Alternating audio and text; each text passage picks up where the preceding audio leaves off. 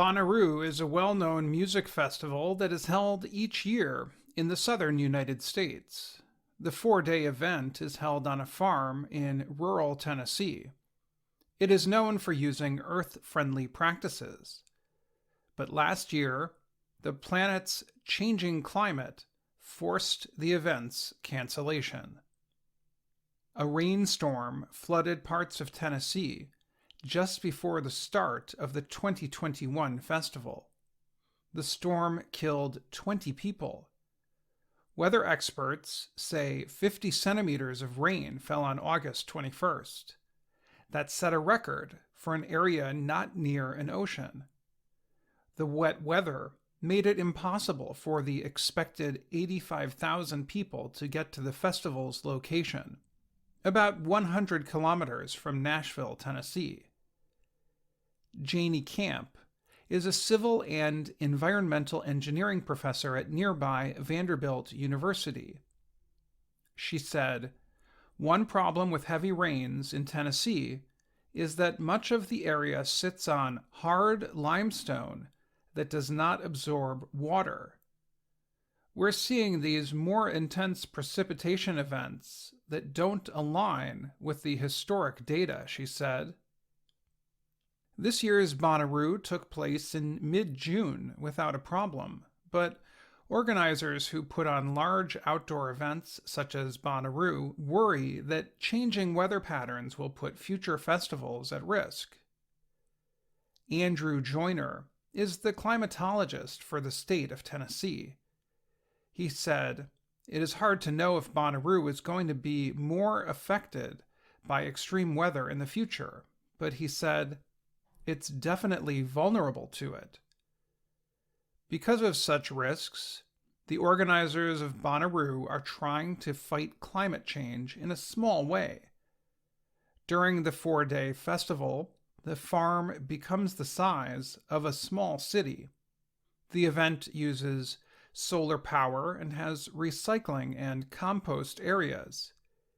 People who come are given free meals if they help clean up by collecting items to recycle. During the festival, a group called Clean Vibes helps with recycling and waste collection. Anna Borofsky is the co-founder of the company. She said, "We are basically the public works department for a temporary city." Clean Vibes aims to keep half the festival's waste from reaching landfills. Between 2002 and 2019, the group kept over 3,500 metric tons of waste away. Food waste that ends up in landfills creates the greenhouse gas known as methane. Borofsky called her group the Trash Police.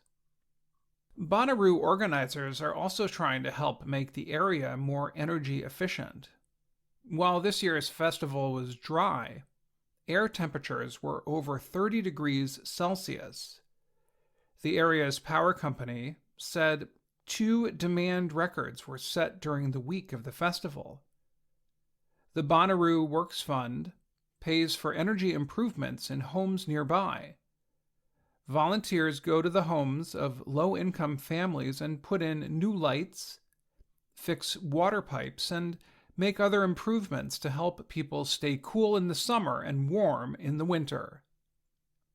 Joyner, the state's climatologist, said, "Tennessee needs more information to continue preparing people for bad weather. The weather data would help people make improvements for their homes. It would also help organizers of other large outdoor events.